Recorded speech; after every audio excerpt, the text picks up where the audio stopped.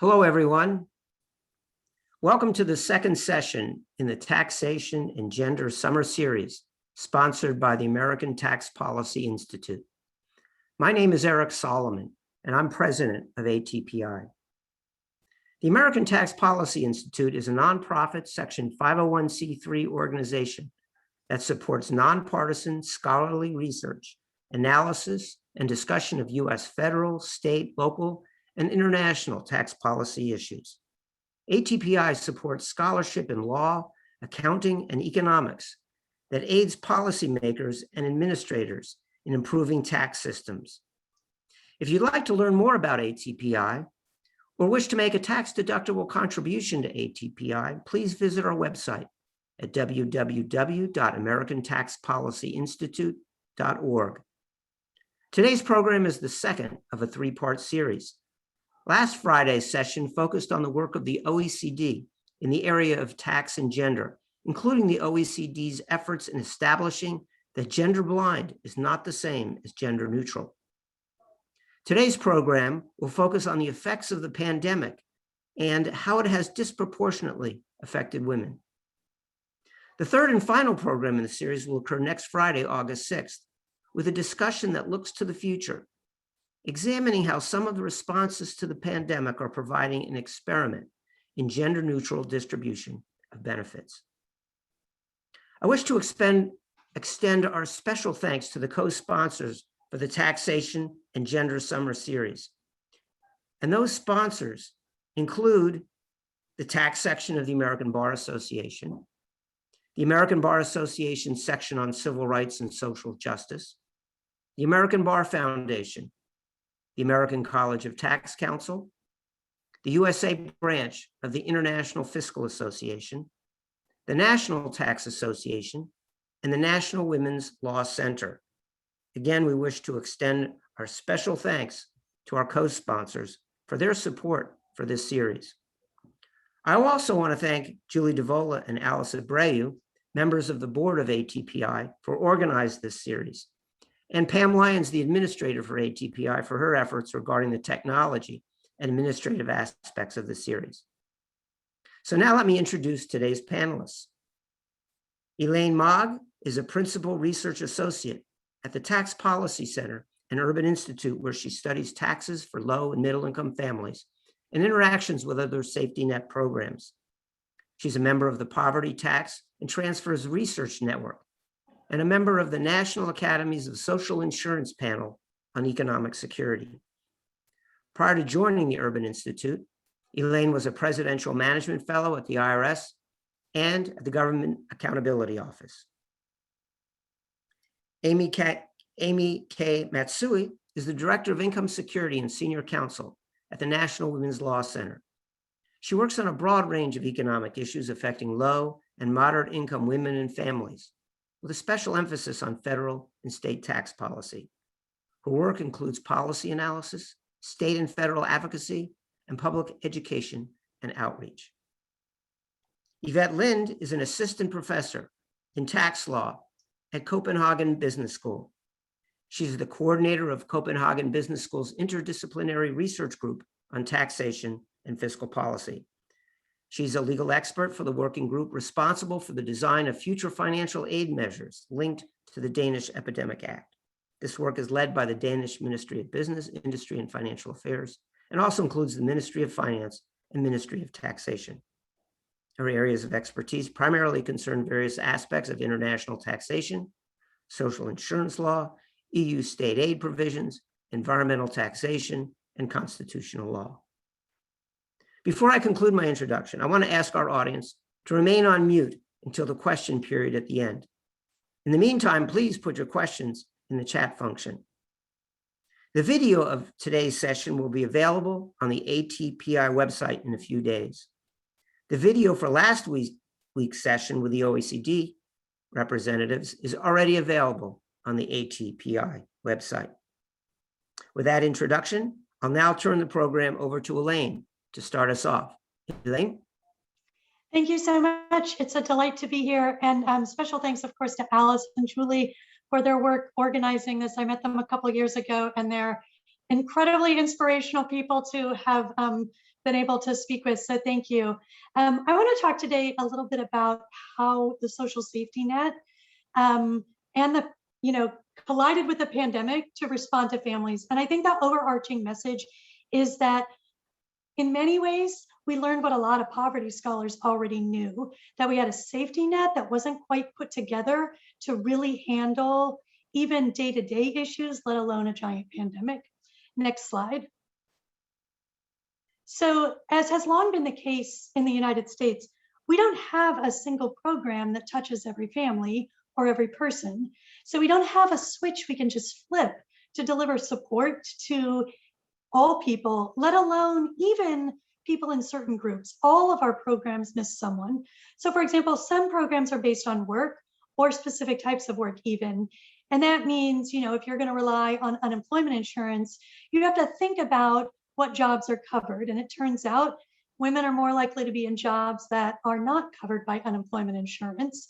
Unemployment insurance doesn't always cover part-time workers. Women are more likely to be part-time workers. And so there's already, this moment where, these work-based programs might not even be catching all workers, let alone people who are engaging in, work that's not, officially recognized with earnings and stuff. So we did make a lot of expansions, but we had to put a lot of stuff together, and states weren't really ready to handle this. We also have a set of programs that are based mostly on age. So if we had an issue that primarily affected, people age 65 and up, we might be able to lean on Social Security. And if it affected people with severe disabilities, we might be able to lean on that agency. But to the extent the pandemic, was broader than that, Social Security wasn't ready to just step in and start delivering aid. And of course, we also have programs that are primarily for families with children. For better or worse, a couple of these are housed in the tax system, and the tax system does not turn on a dime, and it does not deliver benefits, typically until the year ends. So it's also not well suited to handling some immediate need. We did have two answers that I think were very broad and somewhat new for the United States that I want to talk about on the next slide. So the first is we delivered economic impact payments. These were new. We have delivered economic impact payments or stimulus checks in the past during recessions, but we don't have a standing office that's ready to deliver payments to people. We learned as we went. We started out, missing, for example, older dependents because they just weren't written into the law. It was children under 17 sort of complying with the child tax credit definition. I need to go. So I think then we had a second, more substantial policy put in place that I want to spend a little more time on, and that's the child tax credit. So we have this tax credit. It already reaches about 90% of families with children. The families that it misses, though, are the families you don't want to miss in the middle of pandemics. So remember, food insecurity is doubling. People are unsure about where rent's coming from.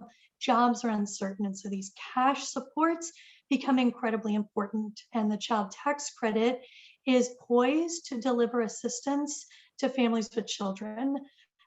We did essentially three things to change how we calculate the benefit, and one thing to change how we were going to deliver it.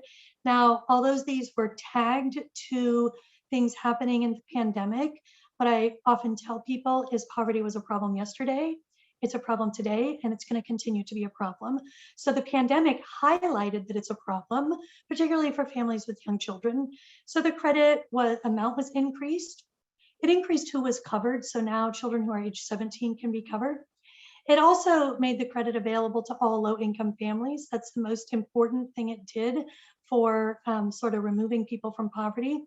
And then it delivered people in advance, it's going to deliver payments in advance of the tax season. So while it didn't hit the beginning of the pandemic, checks did start going out in July. The next slide sort of shows all these changes in a picture form, which sometimes is easier to follow.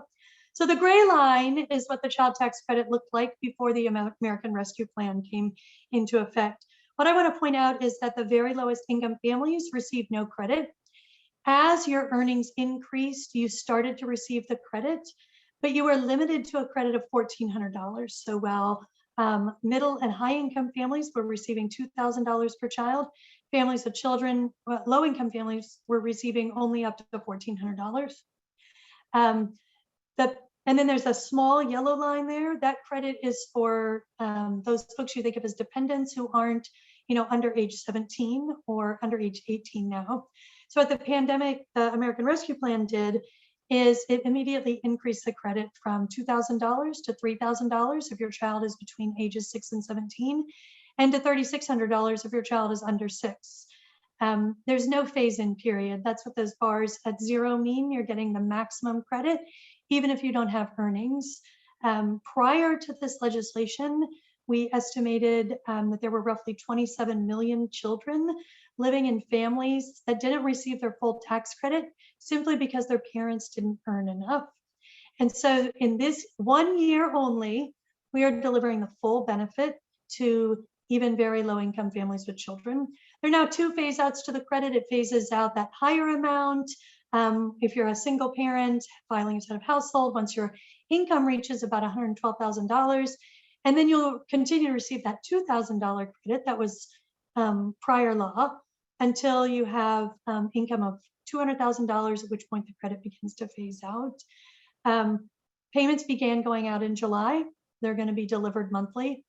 If you were missed in July, perhaps because you hadn't filed a tax return in 2019 or 2020, maybe you didn't claim an economic impact payment, you'll still receive that full 6 months worth of credit in whatever months you claim it in this year. So if you've missed out on your July payment, your August through December payments will just be larger.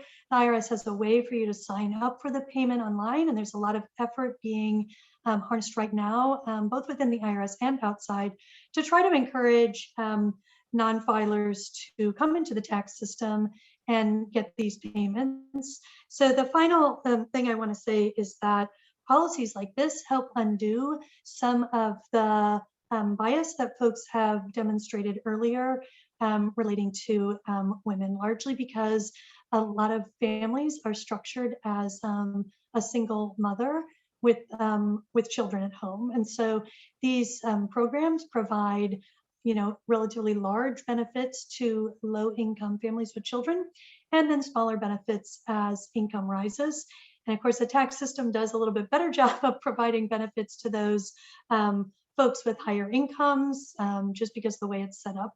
I'm going to turn this over to Amy. Oh, sorry. And I meant to show that last slide, if you'll just put it up. The effect of not having a phase into the credit is that now, rather than being a tax credit that sort of peaks for those folks in the middle pieces of the income distribution, families in the lowest end of the income distribution are on average getting credits right up there with middle income families as well. And now I will turn it over to Amy. Thank you. Thank you so much, Elaine. And I also want to echo Elaine's comments about just my gratitude for being part of this great conversation, to ATPI for sponsoring the series, and to Julie and Alice and Pam for making sure all of this great conversation happens. So I'm super excited to be here. So I wanted to start just by kind of laying a little bit of groundwork of pre-pandemic, where were we? Women, as you all may know, are at higher risk of economic insecurity throughout their lives for a number of reasons, whether it's because of wage and wealth gaps, because of disproportionate responsibility for caregiving. Women are more likely to be in lower paid jobs, many of which lack benefits, have unpredictable schedules, don't allow them to get the hours that they need. So for a whole host of reasons, both societal and the labor market related to systemic discrimination, women are at higher risk of poverty throughout their lives. On top of that, if you look just kind of at income levels, women who are raising children on their own, families of color, are disproportionately represented in lower income brackets and underrepresented in higher income brackets. So just to kind of set the stage, that's where we were before the pandemic hit. And after the pandemic, we saw a tremendous economic impact on women for some of the reasons that Elaine mentioned. I'm going to add to a couple of those, and all of that led to what Dr. C. Nicole Mason has termed the she session, and we've all picked up from that afterwards. So I do want to start kind of with this slide here around women's unemployment. So what you will see is that throughout the pandemic, women overall had higher unemployment rates than men. And when you unpack that a little bit, women of color had even higher unemployment rates than women overall. So this reflects both the overrepresentation in low-wage jobs that got devastated by the pandemic, but also just kind of a number of different factors, including caregiving, which I'm going to talk about a little bit. So in addition to this kind of these overall unemployment rates, we are starting to kind of see a picture of the long-term unemployed. And similar to kind of these overall rates of unemployment, women, especially women of color and younger women, are more likely and is showing very high rates of long-term unemployment, 6 months or more. So this means, as Elaine mentioned, people are behind on bills. There have been very high rates of material hardship. And so we're really seeing people getting behind rent, food, medical bills, things like that. Since February 2020, women have lost 3.8 million net jobs. And women's labor force participation in June 2021 is at the lowest level that it's been pre-pandemic since June 1989. So my research colleagues like to say we really have lost a generation of job gains for women. A separate but related point to women's unemployment starts on the next slide, and that is caregiving. So we did not have what you would call a robust or functioning or comprehensive childcare system before the pandemic. And then with schools closing, people and families having to take care of children at home if they were lucky enough to work at home simultaneously. And on top of that, childcare providers who operate on very, very slim margins were closing their doors or having to reduce capacity to reflect both economic pressures and health and safety regulations. So what we saw is that many women who have reduced their hours of work or left the workforce altogether are citing lack of caregiving supports as a reason for that. So on top of that, one of the things that's reflected in this slide is that women in the childcare workforce also had serious economic impact from the pandemic. The childcare sector has lost 1 in 9 jobs since the beginning of the pandemic. And as you can see from this slide, women are over 90% of childcare workers.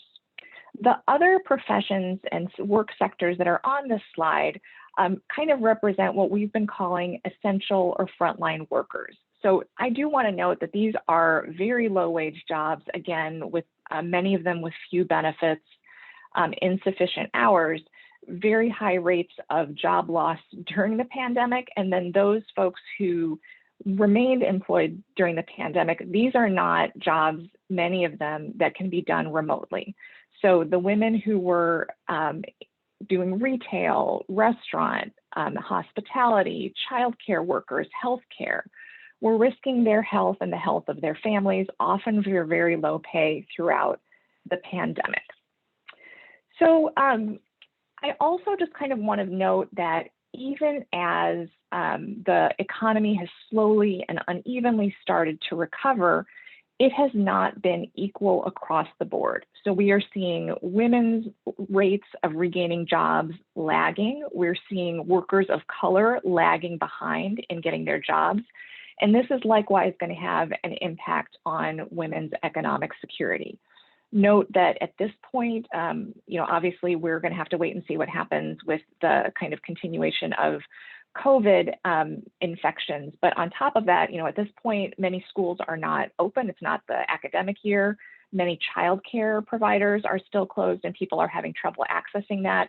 Reduced hours of transportation. So there's a whole host of reasons that low wage working women may be having a hard time getting back into the labor force. So I now want to turn to the next slide, which addresses how the American Rescue Plan Act addressed some of these issues for women through the tax code. So the first of these was an expansion to the earned income tax credit for workers not claiming dependent children.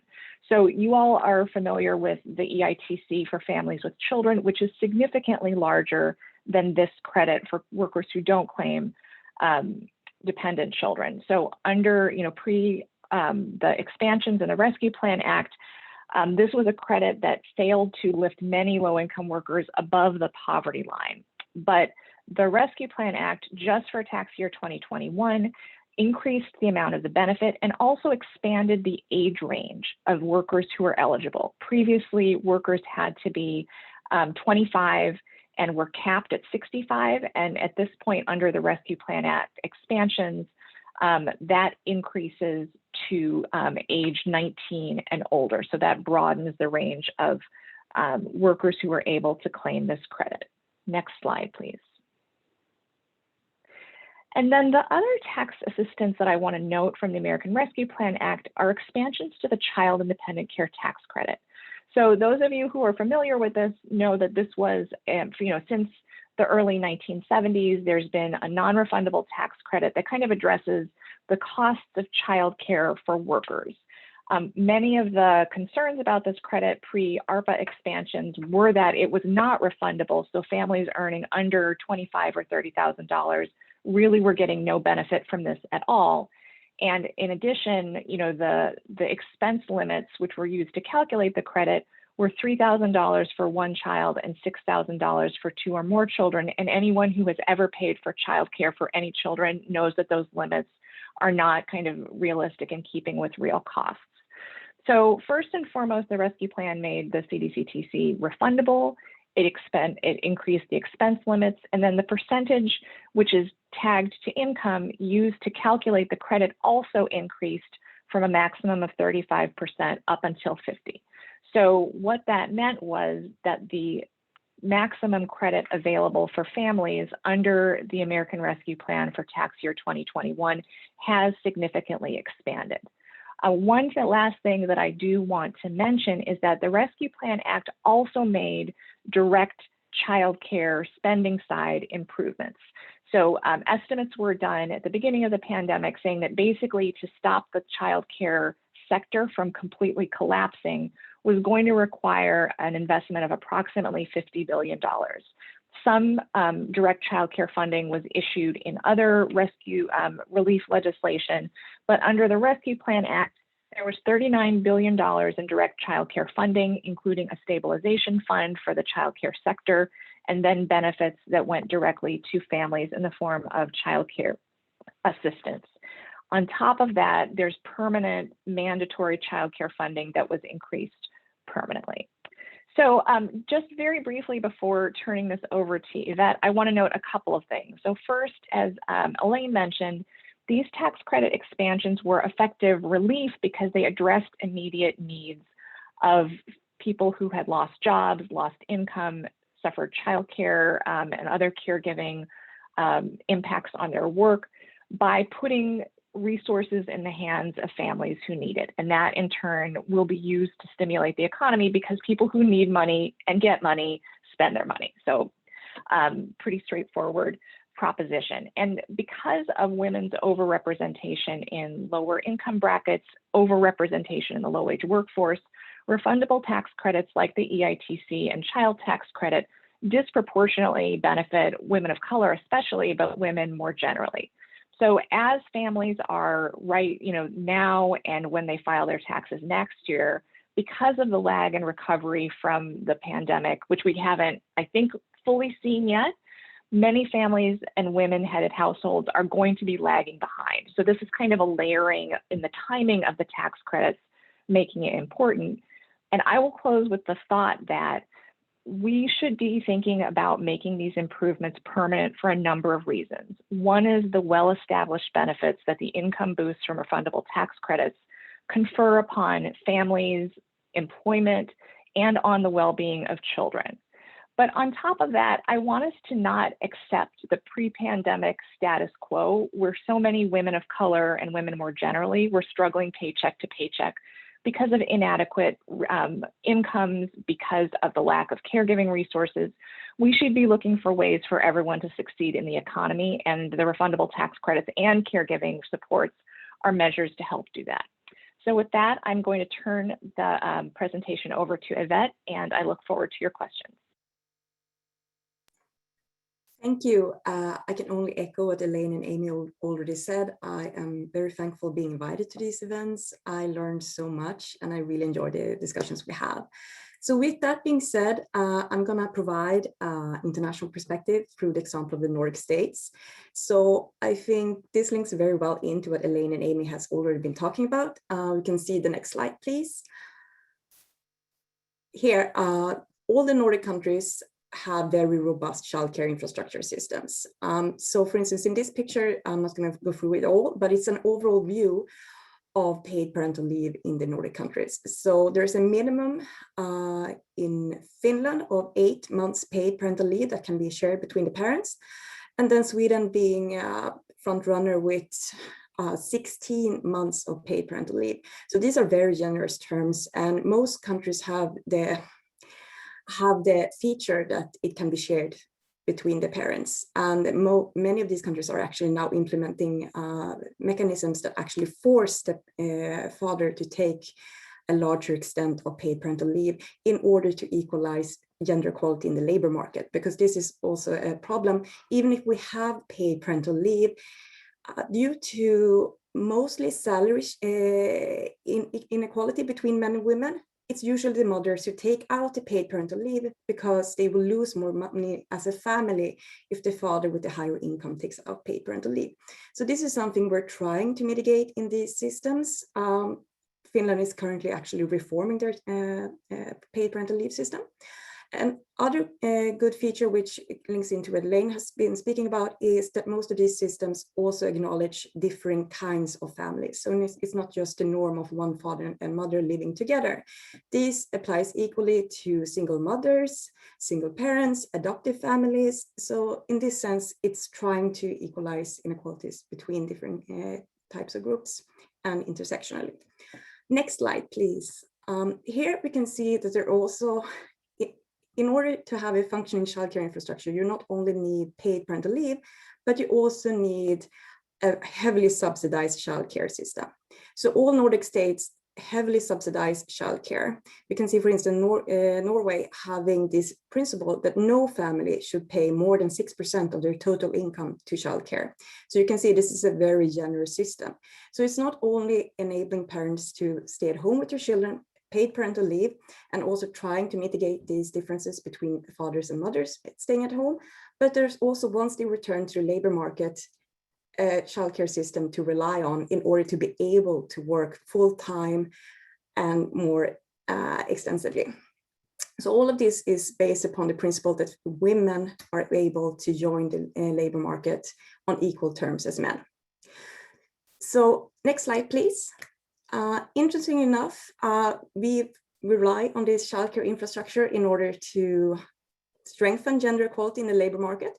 And the pandemic has, of course, turned this upside down, as most states, Sweden being the exception, closed down their borders and their societies and workplaces quite early on. So if we do close schools, if we do close kindergartens and the children stay at home with their parents, then we go back to, as Amy said, we turn back generations in gender equality, because we can see that statistically, when parents have been working from home with their children, women have been losing their jobs to a greater extent because they have been subject to more vulnerable positions, temporary work, part-time employments, being in more sensitive sectors.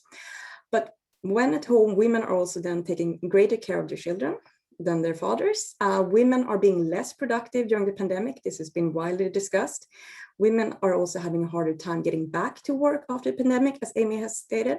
So all of this has had a heavily impact on gender equality, and the extensive childcare infrastructure in this sense does not cover these situations. So if we see to the next slide, please. Sweden is then a very interesting case, since Sweden did the opposite of most other countries. We never really closed down society in its sense. Some workplaces recommended working from home, but most people have been working as any day. So in this sense, childcare infrastructure has not broken down because the children has been in school and the children has been in kindergarten. So the parents have not been forced to take care of their children again. But also most states within the EU and the Nordic states as well have not been awarding financial aid due to the pandemic to individuals, as in the US case or Australian case, we have been primarily awarding financial aid to business sector. So we have followed the EU Commission's temporary state aid framework, which had some basic features, for instance, postponed tax payments as interest-free business loans. We had some furlough schemes, but there hasn't really been that much to individuals or individuals in sensitive positions or those who are most vulnerable in society. So here we can see that childcare infrastructure broke down in most countries due to the pandemic and due to closures. But even in Sweden, even if we didn't close the workplaces and people were working more or less as usual, we can see already from the tax statistics that was recently released that all income taxes and all taxes in Sweden decreased last year, alcohol tax being the only exemption which actually increased, but maybe not so surprising as people were having a hard time. So, but what's also interesting is that we can see through the statistics that the employment incomes from women decreased more than that of men, meaning that women lost income to a greater extent than compared to men, even if we remained having an open society and being able to rely on childcare infrastructure. So here we can see many problems, as Elaine and Amy has spoken of. A basic feature to enable women to work in the labor market is to have a robust childcare infrastructure, long-term.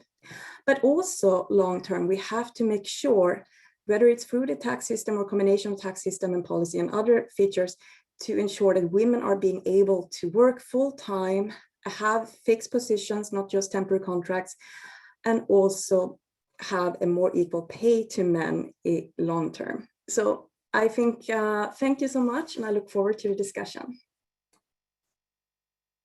So we wanted to move into a little bit of discussion, and I wanted to kick that off by, I think it's really interesting, the contrast in what the United States did and what you're describing in Sweden. And what I wondered is, it's certainly seen as an opportunity, in the United States as ways, we saw these holes, we can patch them and make, long-term policy. So I'm wondering, looking forward, how might we expect supports that were put in place during the pandemic to continue to help women, or what could we have done during the pandemic? What opportunity could we have taken to sort of try to promote stability and help women long-term?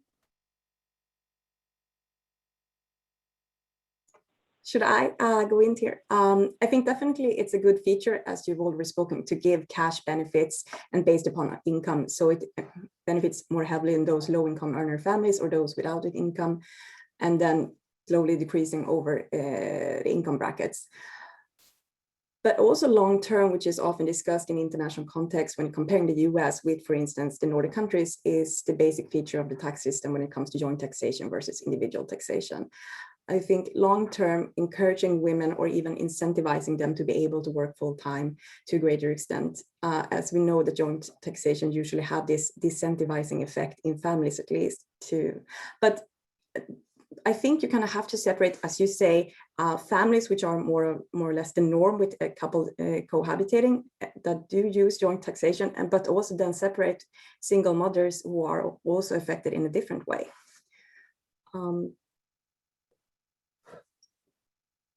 Amy, do you want to add anything? So I just want to say, first of all, that my plan for this weekend is to take Yvette's slide about childcare in Nordic countries, stand at a busy intersection, just scream for about 15 minutes. So, one of the things I think which is really critical is making sure that there are these kind of investments in infrastructure that help support women in the workforce, and kind of first and foremost of them is caregiving. So, I mentioned the relief that was provided in the Rescue Plan Act and previous relief legislation around childcare. That was just to keep the childcare providers' doors open. It does not speak to the fact that childcare in this country is vastly underfunded. Prior to the pandemic, only 1 in 6 eligible children who could receive assistance did receive assistance because of this dramatic underfunding, and that doesn't even begin to address capacity, lack of childcare in in particular areas. I'm thinking of rural areas, inner city areas, and just the lack of choice for families in different settings, in addition to making sure there's very high quality, as well as having, sufficient funding to make sure that the childcare workforce receives a living wage rather than the $11,000 or $12,000 that they receive under kind of our pre-pandemic economy. So I think between paid leave, having childcare investments rather than just kind of relief payments is really something that's needed to make sure that there can be full participation in the economy and that the economy works for everyone. One thing that folks had said over the course of the pandemic is that women acted as the safety net. When childcare closed down, women provided childcare. When paid leave was insufficient, women cared for older relatives or sick family members, et cetera.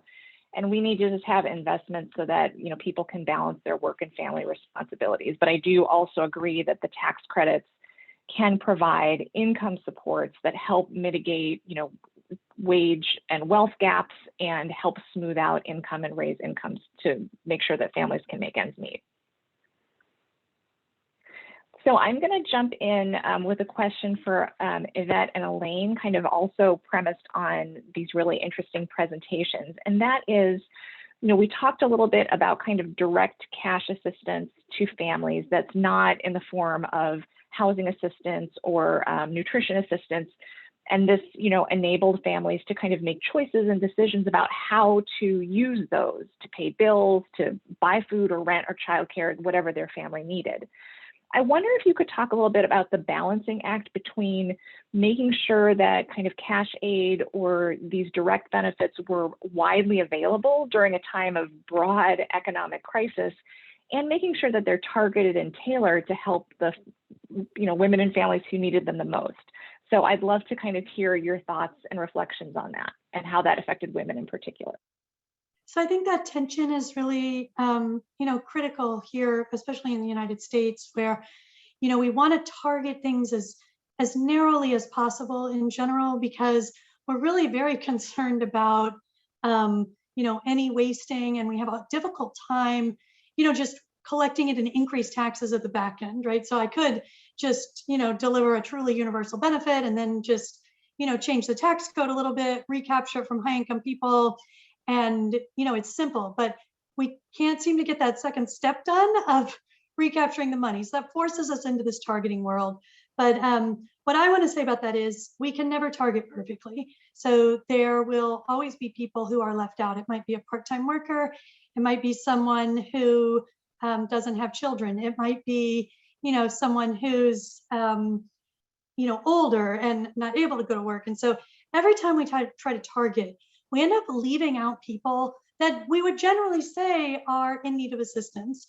In this particular case, we weren't, as targeted as normal. Those cash payments were quite broad because the scale of the problem was so big. So, as you were pointing out, middle income moms are coming, going home to become, supervisors of children when they're used to, their children being occupied in schools all day. And so, it was a broad problem. It deserved a broad response. My preference would be to, look at a program like the child tax credit. It already goes to, over 93% of families now, I think, with the redesign.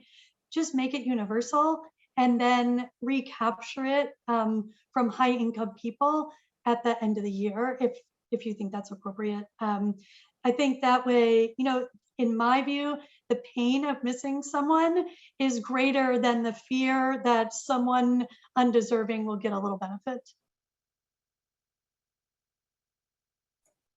I can only agree with what you said, Elaine, and I think it's really, from the Nordic perspective, recapturing, or almost in my head, redistribution is what's given in this sense. I think it's interesting in the sense that, like I mentioned, most European countries, and definitely the Nordic ones, we did not award aid to individuals. We've just focused on through different packages to the business sector, and then furlough schemes were supposed to somehow capture people who lost their jobs, who were in the risk of losing their jobs.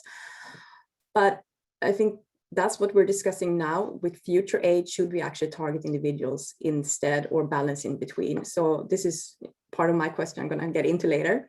But I think the only from the Danish perspective, the only cash payment we actually did to individuals, what I would refer to as a stimulus check in feature and function, was the feriebetaling. We actually paid out some frozen in vacation money in order to stimulate the economy and provide some instant relief.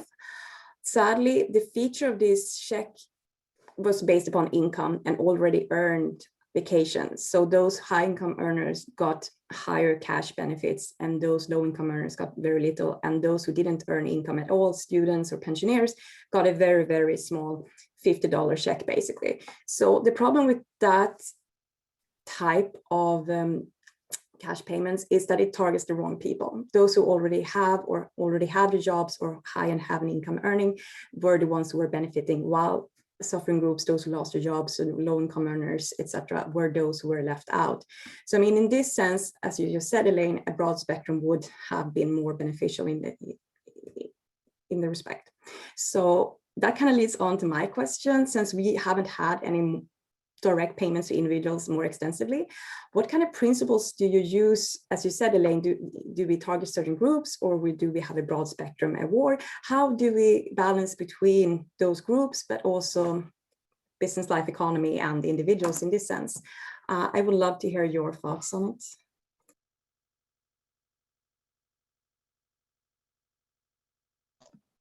I'll jump in.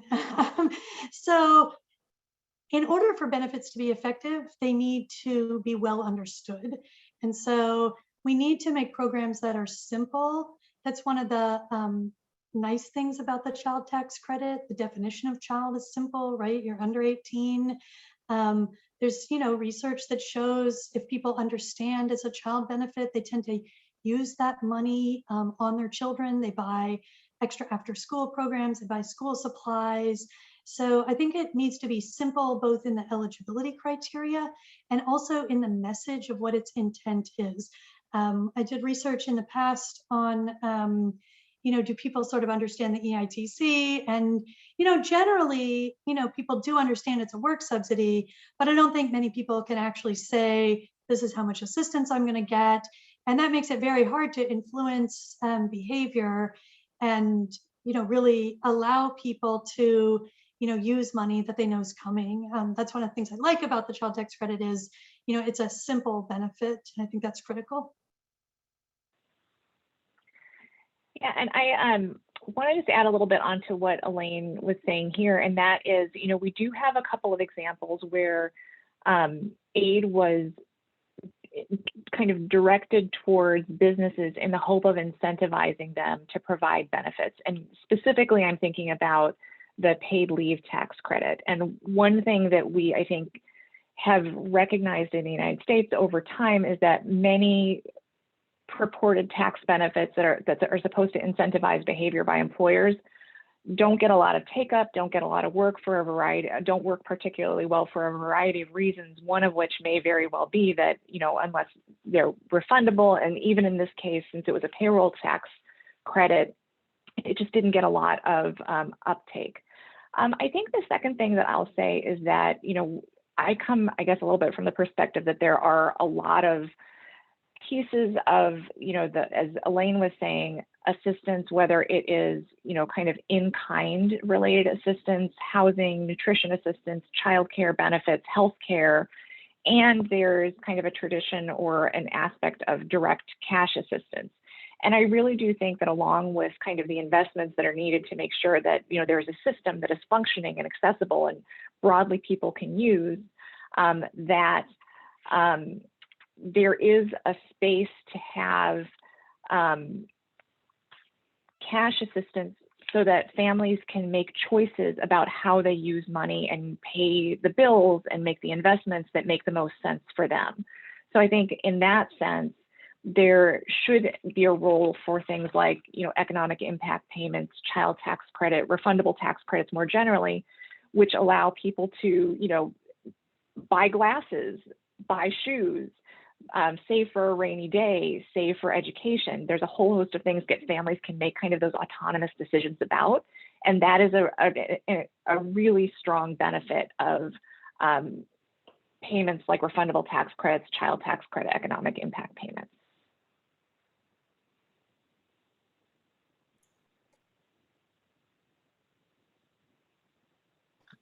I didn't unmute. I think now we want to turn it over to the audience. If there are any questions, we're happy to answer them. So please feel free to unmute yourself and pose questions or, add to the discussion. So I'm going to jump in because there was one question that came in through the chat that I think would be good. Might be more of an Yvette question. And I'll mention that I think it was addressed somewhat in the first session that we had. So somebody who's very interested in that question might also want to go look at that first session. But the question is, in Nordic countries, what's the filing status? Do they have the same kind of filing status that we have? Head of household, joint or single? And as I said, that strikes me as maybe an Yvette question. Yes, thank you to Julie and from Richard asking. Yes, in Sweden we do have individual taxation. That means we file individually as well. So even if you are in a couple, whether you be married or not, or cohabitating, you file individually. So you get your own tax deductions. Everything is basically done individually. Denmark is somewhat of a hybrid system. They still have some leftovers from the joint tax system they left behind. So this is politically argued to give some choice for couples. So there are a few tax credits and tax deductions you can still do as a joint couple, in order, mostly referable to small business ownership and etc. But yes, as a main rule, and especially in Sweden, you do file individually. Thank you. Which leads us to that wonderful chart where where the after-tax income of men and women is the same. I'm sorry, again, Julie.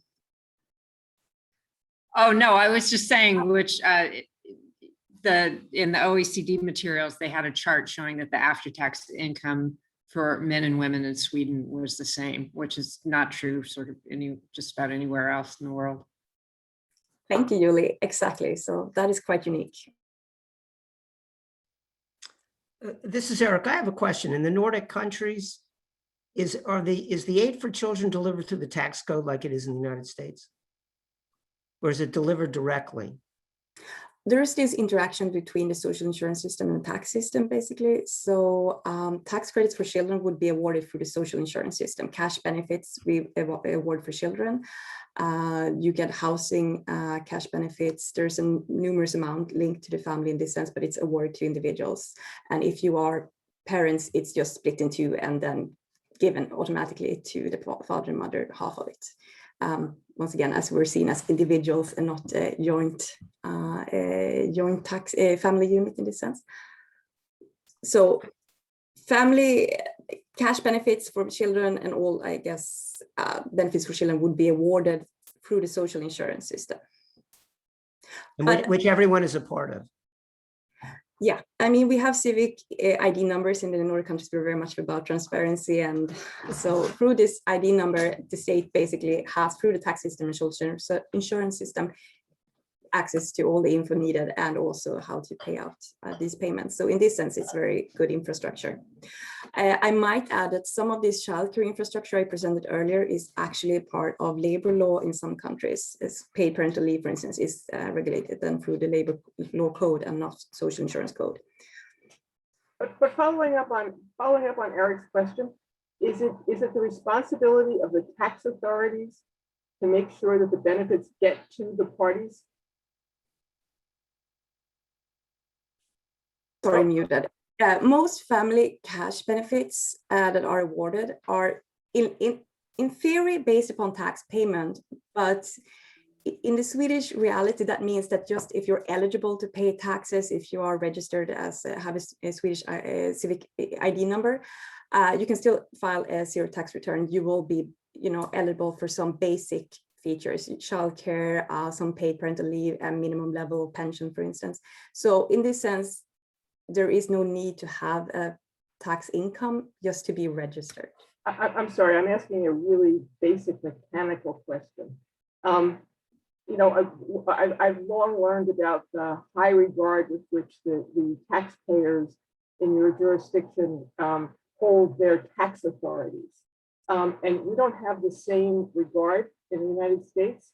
And part of that is because our Internal Revenue Service is responsible for the physical implementation of getting the checks to the people who are entitled to the benefits. Who's responsible in your jurisdiction for getting the checks to the people? Well, for instance, cash benefits for children, that goes through the social insurance agency then, and not the tax agency. Okay, that was really what I was trying to get at. Eric, I don't know if you Oh, okay, sorry. No, I want to follow up on Joan's question because, in the United States, it's all delivered to the IRS.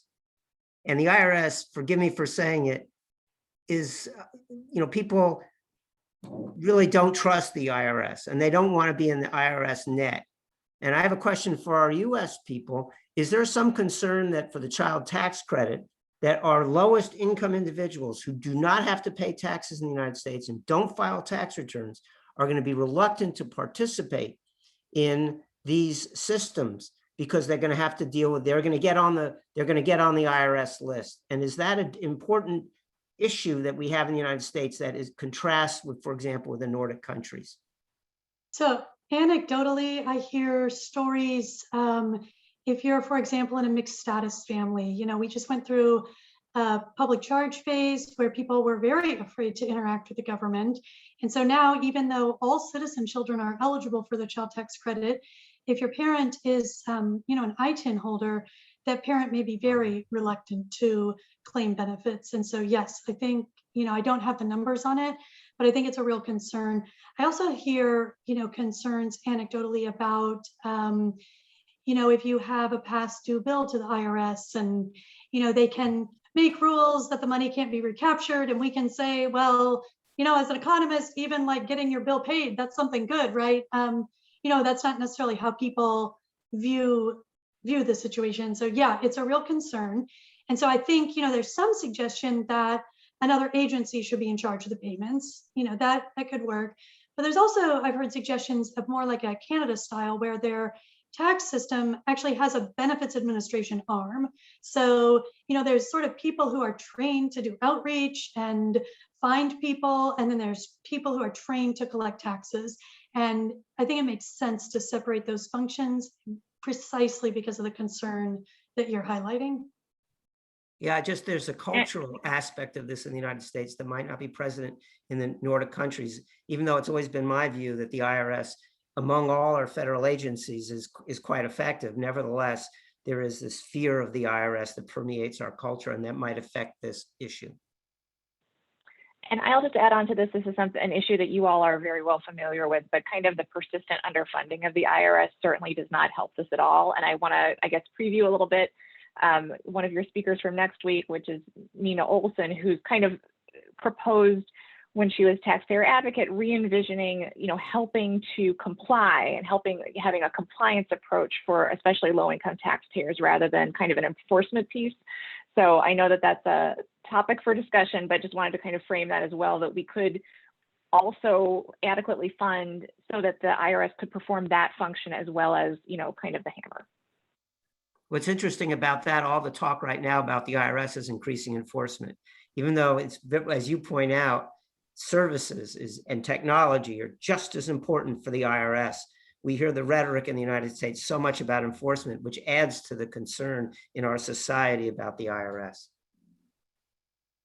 Thanks, Amy, for that. This is Alice, and thanks, Eric. This is I'm pretty sure we're going to reach those subjects at next week's session. But I actually had a question that is sort of at the intersection of what you said, Amy, about the good things about just giving people money that empowered them to choose to spend that money however they felt was best in their situation, and which I completely agree with on the one hand. And on the other hand, I was taken with one of Elaine's slides that showed folks in the highest quintile receiving a pretty substantial amount of childcare benefits. So what I wanted to hear about was that I am persuaded by Elaine's comment that we should try to to deliver the benefit broadly, so nobody gets left out that shouldn't be left out. And then if there are people that we don't think need it, recapture it so that it can hopefully be redeployed in the service of people that do need it. And so my question was really, first, do you think that's politically feasible? And second, if it were, how would you do it? I mean, I'll just jump in, Elaine, and say that, for the purposes of the child tax credit, adjusting the income limits on the higher end seems to me like a good way to go, because just in terms of, targeting the benefits to the taxpayers who most need that support, I'm sure that you're going to be shocked to hear me say this, but I think it should be kind of more targeted and more robust on the lower income end. And I will just kind of add one layer on top of that, and that is, the concern about kind of making sure that people spend these benefits well and wisely is really couched in a lot of kind of racial and gender stereotypes that harken back to the welfare queen. So I do think that, remembering that low-income families are calculating down to the lowest dime what they have to spend and how to spend that, and kind of respecting people's agency. Really, hopefully that's something that people have had the empathy and perspective to see during this widespread economic crisis, so that people are a little bit less worried about policing, whether people are buying shoes or paying their credit card bill or putting food on the table. I know we're running out of time, so I just want to add one comment to what Amy said, is that we have a principle in our tax system that says, larger families are less able to pay at any given income level than smaller families. So we have always had a family size adjustment in the tax system. Prior to the Tax Cuts and Jobs Act, we had a dependent exemption, and that went to, it was actually upside down. Higher income families actually benefited more from that than low income families. The Tax Cuts and Jobs Act consolidated that benefit and, filing status benefits and the child tax credit all together. And that's what made it reach up so high in the income distribution. So it's fine to advocate, that it should only go to smaller people, but we have to do that with the awareness that we're eliminating that family size adjustment. And I won't make a value judgment about whether we should do that, but I just plant that seed as sort of a closing thought on that, Alice's question.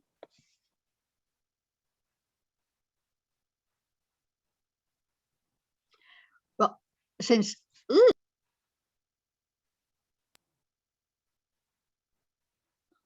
so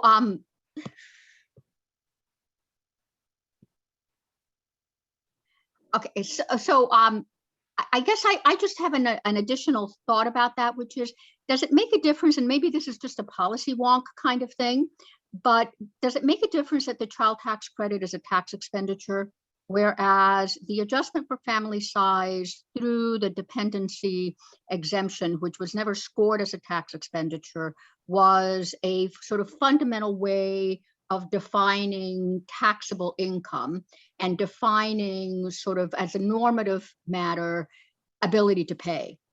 And when the TCJA changed that, I personally, as an academic policy wonk, think that that is significant, that we made family adjustments a tax expenditure as opposed to a part of normatively defining the tax base.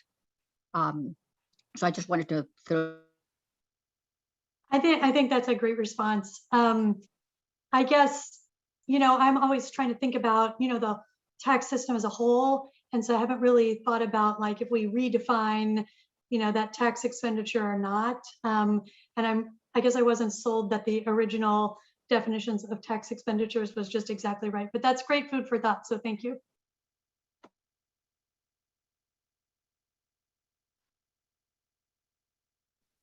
All right. Well, I think actually we want to be respectful of people's time, so that I could actually go for hours talking to you guys. It's just been so wonderful. Really appreciate it.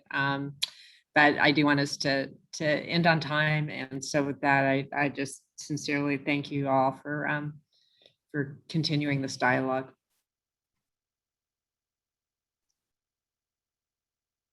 Yes, thank you all again on behalf of the ATPI. Really very interesting discussion and conversation. Thank you.